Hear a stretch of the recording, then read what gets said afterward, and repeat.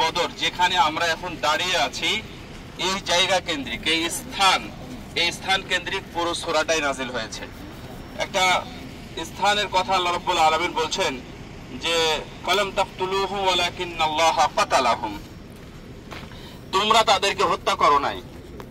এর প্রেক্ষাপট হলো এই বদর যুদ্ধ আপনারা জানেন ইসলামের প্রথম সত্য মিথ্যার পার্থক্যকারী যুদ্ধ, ফুরকান।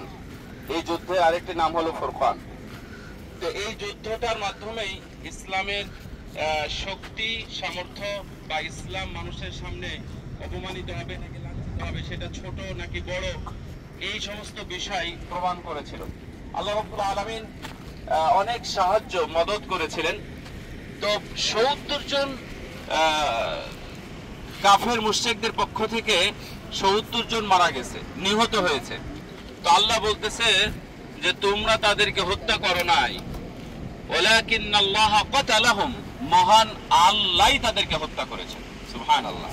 তার মানে আপনারা জানেন যে ইয হাম্মা তাইফাতানি মিনকুম আন তাফশালা আল্লাহু আলিয়ুহুমা ওয়া আলাল্লাহি ফালিয়াতাওয়াক্কালিল মুমিনুন ওয়ালাকাদ নাসারাকুমুল্লাহু বিবাদর, এটা কোরআনের আয়াত। ওয়ালাকাদ নাসারাকুমুল্লাহু বিবাদরি ওয়া আনতুম আদিল্লাহ ফাত্তাকুল্লাহ লাআল্লাকুম তাশকুরুন।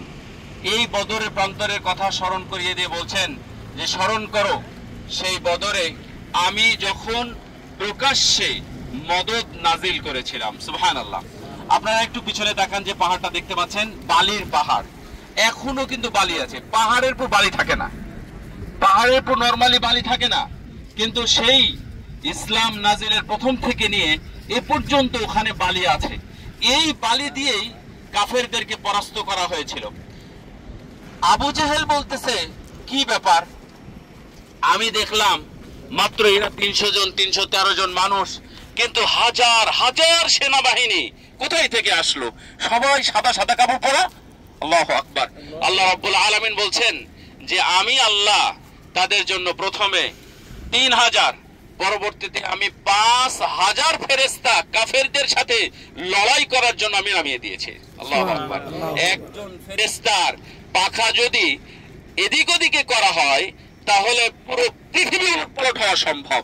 অথচ আল্লাহ রাব্বুল আলামিন এই মুসলমানদের ইসলাম এবং রাসূল সাল্লাল্লাহু আলাইহি ওয়াসাল্লামের সহযোগিতার জন্য কত হাজার, ৫০০০ ফেরেশতা নামিয়ে দিয়েছিলেন, এবং এই ফেরেশতাগুলোই তাদেরকে হত্যা করেছে। অনেক সময় দেখেছে, হাদিস আছে সহিহ বুখারীর মধ্যে, আপনারা যদি পড়েন ঘটনাগুলো আশ্চর্য হয়ে যাবেন, যে অনেক সাহাবীরা মানে একজনকে মারতে যাচ্ছেন, গিয়ে দেখছে জ্যান্ত একজন মানুষ উনি একবারে নিহত হয়ে পড়ে আছে। তারা তখন প্রশ্ন বুঝতে পারে নাই উত্তরটা কি। পরবর্তীতে রাসূল সাল্লাল্লাহু আলাইহি ওয়াসাল্লাম কোরআন আয়াত দ্বারা তাদেরকে বুঝিয়ে দিয়েছিলেন। আসলে লম্বা কিছু ঘটনা আছে। এই যে মসজিদটা দেখতেছেন, এই মসজিদ তখন ছিল না, এই মসজিদটা পরবর্তীতে হয়েছে। কিন্তু এখানে কি ছিল, এই মসজিদের নাম কি বলতে পারেন কেউ? আরিশ। এই মসজিদ আরিশ মানে হচ্ছে সিংহাসন, অথবা যেখানে মানে স্বামী স্ত্রী প্রথম রাত্রি যাপন করে, এটাকে বলা হয় বাসর রাত। এর আরবিটাও হলো আরিশ উরুশ। তো এইখানে রাসূল সাল্লাল্লাহু আলাইহি ওয়াসাল্লাম ছিলেন, তাকে সংরক্ষণ করছিলেন। আর আপনারা এখান থেকে ওই দিকে এইখানে একটা কূপ ছিল বা পানির জায়গা ছিল। আপনারা যে পাহাড়টা দেখতে পাচ্ছেন, এই পাহাড়ের ওই পাশে ওই দিকে গেলে কিছু দূর গেলে সাগর পাওয়া যাবে, ইয়াম্বো। কিন্তু পাহাড়ের ওই দিকে, এই দিকে না। কাফের এটা হচ্ছে সোজা দক্ষিণে, অর্থাৎ মক্কা।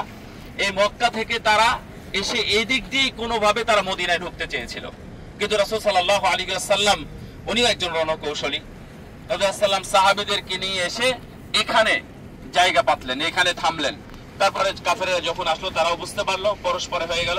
আর সমুদ্র দিয়ে আসতেছিল আবু সুফিয়ানের নেতৃত্বে অনেকগুলো অস্ত্র শস্ত্র, যে অস্ত্রগুলো যদি বদরে তারা পেত হয়তো আরো দুর্ঘটনা ঘটতে পারত। কিন্তু ওই আবু সুফিয়ান এই মুসলমানদের খোঁজের কারণে আবু সুফিয়ানের অস্ত্র বদরে কাফের কুরাইশদের কিছুই কাজে লাগে নাই, কারণ রাসূলুল্লাহ সাল্লাল্লাহু আলাইহি ওয়াসাল্লাম আগে এখানে চলে আসছিলেন। এখানে সিরিয়া হয়ে সমুদ্র হয়ে যাওয়া, সিরিয়াতে সমুদ্র হয়ে যাওয়া যেত ব্যবসার জন্য, কিন্তু সে অস্ত্র নিতে গেছিল আবু সুফিয়ান, যদিও উনি ইসলাম গ্রহণ করেছেন রাদিয়াল্লাহু আনহু পরবর্তীতে। তো এখানে এসে জায়গা রাখলেন, থামলেন। থামার পর এখানেই থাকতেন রাসূল সাল্লাল্লাহু আলাইহি ওয়াসাল্লাম, সাহাবীরা পাহারা দিতেন। সর্বপ্রথম এই বদর যুদ্ধে নেমে যান হামজা ইবনে আব্দুল মুত্তালিব রাদিয়াল্লাহু তাআলা আনহু, তারপর হচ্ছে উবাইদুল্লাহ আবু উবাইদা ইবনুল জাররাহ রাদিয়াল্লাহু তাআলা আনহু, তারপর আলী ইবনে আবি তালিব রাদিয়াল্লাহু তাআলা আনহু। এই তিনজন ব্যাটল ফিল্ডে নেমে গেলেন। তারা এটাই চেয়েছিল যে তিনজন লাগবে, মুহাজির লাগবে। আমরা মদিনার মানুষের সাথে লড়বো না, আমরা আমাদের বংশের মানুষ মক্কার মানুষের সাথে লড়বো। প্রথমে তিনজন গিয়েছিলেন, কিন্তু ওই তিনজনকে তারা গ্রহণ করে নাই। হামজা রাদিয়াল্লাহু তাআলা আনহু তিনজনই তারা মানে তিনজনকে হত্যা করে। পরবর্তীতে তারা ঝাঁপিয়ে পড়ার পরে সরাসরি যুদ্ধ হয়। এই যুদ্ধ ছিল তাদের 1000 সশস্ত্র সেনাবাহিনী, তাদের কাছে প্রায় 700 বাহন ছিল, মানে উট ঘোড়া হাতি ইত্যাদি 700 জন ছিল। আর রাসূল সাল্লাল্লাহু আলাইহি সাল্লামের কাছে উল্লেখযোগ্য কিছুই ছিল না, এই জন্য এদেরকে বলা হয় নিরস্ত্র। 313 জন, আর তারা ছিল সশস্ত্র 1000 জন। এই 1000 এবং 313 জনের মধ্যে যুদ্ধ সংগঠিত হয়। যুদ্ধ হওয়ার পরে 70 জন তারা মানুষ মারা যায়, 70 জন বন্দী হয়। এই 70 জন বন্দীর মধ্যেই 70 জন এখানে নিহত হয়। এবং রাসূল সাল্লাম, লম্বা ঘটনা, আমি আসলে অত বলতে পারবো না। কিছু মুআজিজা দেখেন, রাসূল সাল্লাম আগের দিন, যেই দিন মূল যুদ্ধ হয়, সেই যুদ্ধের আগের দিন গিয়ে লাঠি হাতে ছিল, লাঠি হাতে নিয়ে এভাবে লাঠিতে আগ দিয়ে বললেন যে এখানে আবু জেহেল পড়ে থাকবে, এখানে উতবা পড়ে থাকবে, এখানে সাইবা পড়ে থাকবে। এটা ছিল এক জ্বলন্ত মুজিজা। রাসূল সাল্লাল্লাহু আলাইহি ওয়াসাল্লাম যেখানে যেখানে যেইভাবে দাঁত দিয়েছিলেন, পরবর্তীতে পরের দিন যুদ্ধের পরে তারা পালিয়ে গেল, 70 জন ধরা পড়লো, 70 জন মারা গেছিল। এই 70 জনের মধ্যে শহীদ। তো এখানে পরবর্তীতে গোরস্থান হিসাবে ব্যবহার হতো, কিন্তু এখন সেটা অফ করে দিয়েছে, শুধুমাত্র যারা বদরি সাহাবী মারা গেছেন তাদের, আর তার পরবর্তীতে যাদের দাফন করা হয়েছে শুধু তারাই। এরপরে আর কোনো কিছু দাফন করা হয় না, এখন একবার স্টক করা আছে। এটা পুরোটাই ছিল ব্যাটলফিল্ড, পুরোটাই যুদ্ধক্ষেত্র ছিল।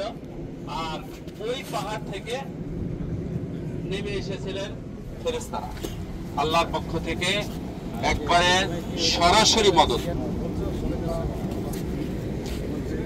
আপনারা এখানে এসে সালাম দিবেন, আসসালামু আলা আহলি দিয়ার মিনাল মুমিনিন ওয়াল মুসলিমিন ওয়া ইন্না ইনশাআল্লাহু বিকুম লাহিকুন। এটা অনেকের মুখস্থ নাই, এটা পুরো লাইফের জন্য কিন্তু প্রয়োজন। আপনার বাবার কবরের পাশেও যখন যাবেন, মায়ের কবরের পাশে দাদা নানা নানি, সবার কবরে গিয়ে আগে এটাই পড়তে হবে। এর চাইতে উত্তম এবং সুন্দর দোয়ার দুনিয়াতে তৈরি করা যাবে না। কেউ সূরা ইখলাস, কেউ সূরা ফালাক, কেউ সূরা নাস পড়বে, কেউ দুরূদ শরীফ পড়বে, এই ধরনের কোনো জয়ীফ হাদিসও পাওয়া যায় না। এই জন্য এই দোয়াটা সবারই মুখস্থ রাখা উচিত, অন্তত একটা দোয়া মুখস্থ করেন। আসসালামু আলাইকুম, আসসালামু আলাইকুম আহলাদ দিয়ার।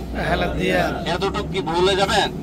আসসালামু আলাইকুম আহলাদ দিয়ার। ইয়া বলতেছেন কেন? আবার বললাম আসসালামু আলাইকুম আহলাদ দিয়ার। এইটা মুখস্থ করে রাখবেন, অন্তত এতটুকু হলে সালাম দেওয়া যাবে। কবরে সালাম দেওয়া যেহেতু সুন্নাহ বা এটা চলে আসতেছে, সুতরাং আপনারা এটা করতে পারেন। আর মা বাবা ভাই বোনের কবরে পাড়ে গেলে ওই দোয়া পড়ে, এবং এই দোয়াটার অর্থটা অনেক সুন্দর।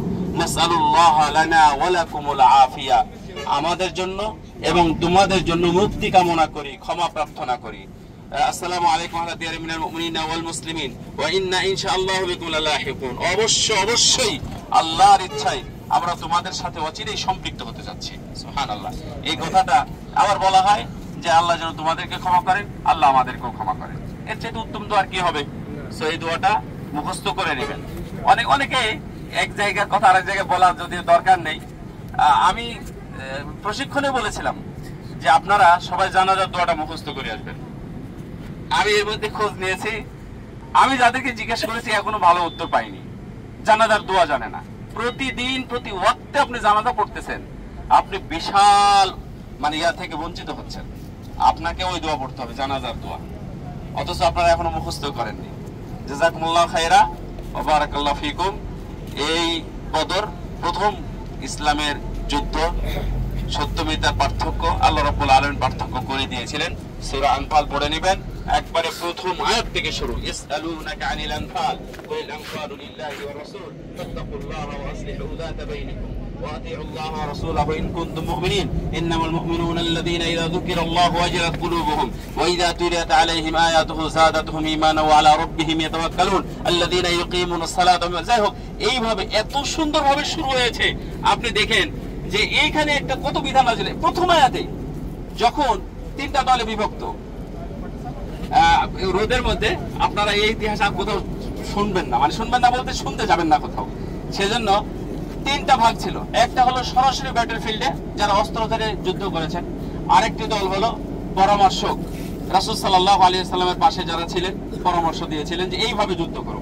আরেকটা দল হলো রাসূল সাল্লাল্লাহু আলাইহি সাল্লামের রক্ষণাবেক্ষণে ছিলেন। তো যখন মানে যুদ্ধ কমপ্লিট হয়ে গেল, গনিমত আসলো, গনিমত গুলোকে নিবে। এটা তো আমি যুদ্ধ করেছি, যুদ্ধ করার পরে এগুলো আমি পেয়েছি, এগুলো আমার। সবাই যখন এইভাবে টানাটানি শুরু করলো, তো রাসূল সাল্লাল্লাহু আলাইহি সাল্লামকে যারা সংরক্ষণ করেছিলেন তাদের দোষ কি? তারা যারা পরামর্শ দিয়েছিল যে এইভাবে যুদ্ধ করো, তাদের দোষ কি? তারা তো সবাই পাবে। কিন্তু এই নিয়ে যখন মানে মানে গন্ডগোলের পর্যায়ে হয়, অস্ত্র আবার নতুন ভাবে তাদের হাতে হাতে উঠে যায়, ঠিক ওই সময় সূরা আনফালের প্রথম আয়াতটা নাজিল হয়। নাজিল হয়ে বলা হয় এই গনিমত তোমাদের কারোই না, এটা আল্লাহ এবং তার রাসূলের। তারপরে ভাগ হয়ে গেল ওয়ালামু আন্নামা গনিমতুম মিন শাইইন ফাআন্না লিল্লাহি খুমসাহু ওয়া লিরাসূলিহি ওয়া লিযিল কুরবা।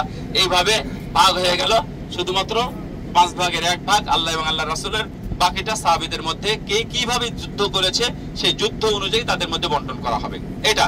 এবং বলা হল ফাত্তাকুল্লাহ ওয়া আসলিহু যাতা বাইনিকুম। আপনাদের মধ্যে কোনো শত্রুতা আছে ভিতরে ভিতরে, হিংসা? হজ করতে এসে কিন্তু এগুলো রাখা যাবে না। আল্লাহ বলতেছেন আসলিহু যাতা বাইনিকুম, তোমাদের মধ্যে যদি কোনো বিদ্বেষ, মারামারি বা হিংসা থেকে থাকে তাহলে এগুলো ছেড়ে দাও, এগুলো সংশোধন করে নাও। এটা আল্লাহ রাব্বুল আলামিনের ভাষণ। এবং সর্বসাকল্যে ফাত্তাকুল্লাহ মানে কি? আল্লাহকে ভয় করো। সো এখানেও এসেছি আমরা আল্লাহর ভয় যেন আমরা সাথে নিয়ে যেতে পারি। আল্লাহ যেন আমাদেরকে তৌফিক দান করে, আল্লাহ যেন আমাদের শাহাদাতের মর্যাদা দান করে, আমরা যেন শহীদ হতে পারি। আল্লাহ যারা মৃত্যুবরণ করেছে তাদের কাছ থেকে শিক্ষা নেওয়া, আল্লাহ যেন তাদের আরো মর্যাদা বাড়িয়ে দেন, শাহাদাতের পূর্ণ মর্যাদা যেন আল্লাহ রাব্বুল আলামিন তাদেরকে দেন। আল্লাহ যেন আমাদেরও শহীদ হওয়ার তৌফিক দান করেন। আমিন। ওয়া আখিরু দাওয়ানা আলহামদুলিল্লাহি রাব্বিল আলামিন। আকুলু মা তাসমাউন ওয়া সাল্লাল্লাহু আলা নবিয়িনা মুহাম্মদ ওয়া আলা আলিহি ওয়া সাহবিহি আজমাইন। আসসালামু আলাইকুম ওয়া রাহমাতুল্লাহি ওয়া বারাকাতুহু।